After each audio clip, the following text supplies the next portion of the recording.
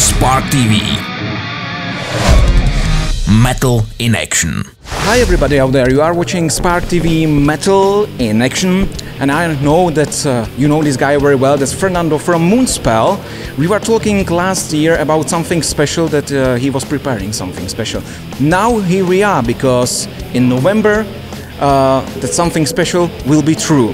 So please, Fernando, can you a little bit explain what we can expect? Well, hi, it's great to be back, like 1 year after.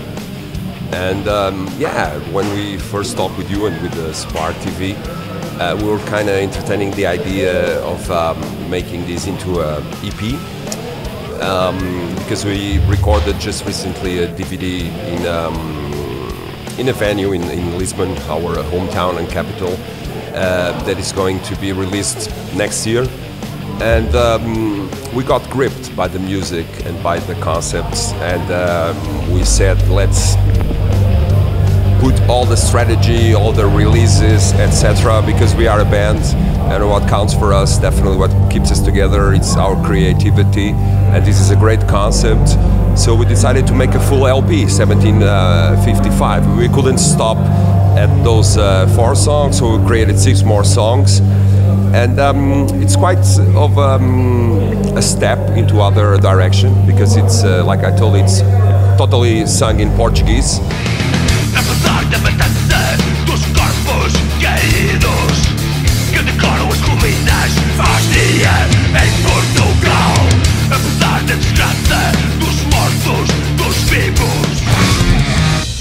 So you were recording with symphonic orchestra, right, or not? No, because or maybe with some choirs, because there are some persons singing the choirs. Yeah, I think we had really a great team again for this album. Besides of course, the MOONSPELL members, we had John Phipps.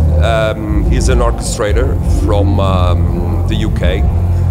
He does everything himself. It's not real instruments.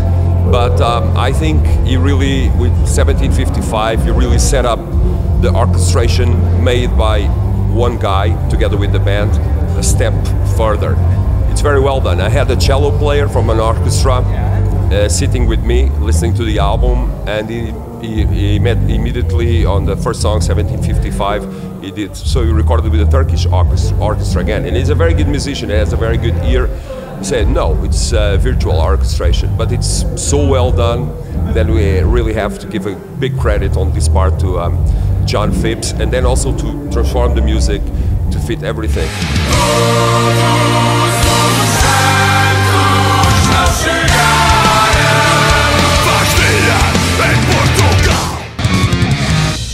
You think that's something like the metal opera, real opera?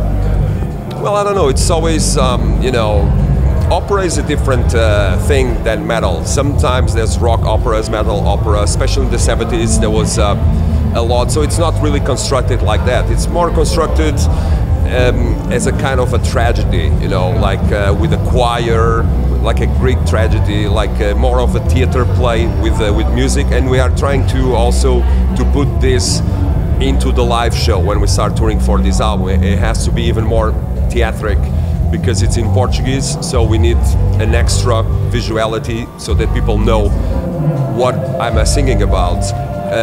But it has many references to metal, but also to other kinds of music, because in Lisbon and still in Portugal, the end of the 18th century, we were like one of the metropolis for the whole of Europe and the whole world. Big ports, lots of people living there, white people, black people, people from you know, the Far East. It was a community that was together.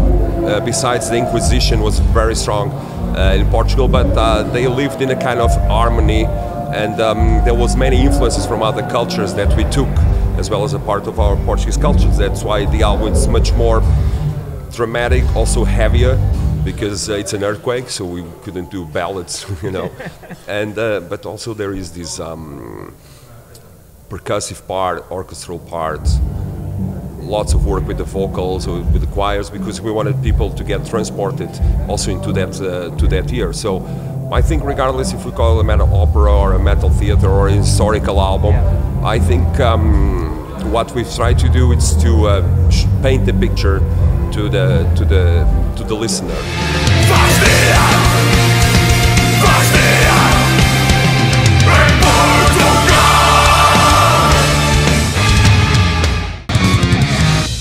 You decided to sing it in Portugal, your home language. That's due to you would like to respect the atmosphere like for the document. I think this album couldn't be otherwise. We never tried it in English. It's just for the fun of it. And we could make it sound, but I think it was very important, the subject I'm talking about and the names I invoke, like Lisboa, Portugal. I want to say Lisbon, Portugal. I wanted to say it in my own language, and it makes perfect sense. Some people say it's a dare, but when you see bands like Solstafir, for example, which we don't understand anything of what they say, or bands that used to sing in Norwegian, many bands did that. I think sometimes the language can be a barrier, and sometimes you pay too much attention. And I think when you don't know the language, you pay more attention to the music and to the atmosphere. And I think the Portuguese and the vocals are another element to this new Moonspell adventure, and it couldn't be otherwise. It had to be in Portuguese. And when I told the band and when I told the label, nobody was too scared about it.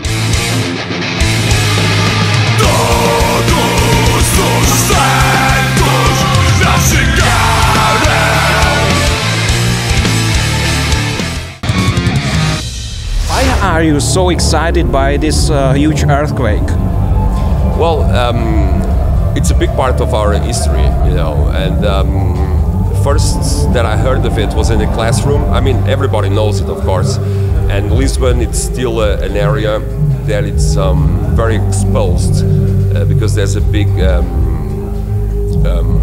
raft, just like a breaking point just outside Lisbon into the sea, and our institute is always checking it, for possible earthquakes. There was, like a couple of weeks ago, when we were releasing the news actually for 1755, there was a minor earthquake in Lisbon, like 4.3, while 1755 there wasn't a science. Seismology was born after. It was one of the many things that earthquake brought, not only death and destruction, but progress as well.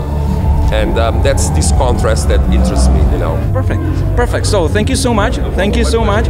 It was my pleasure, really. And everybody, stay tuned for more info, of course. And on November, check the new Moonspell album, because Earthquake is coming.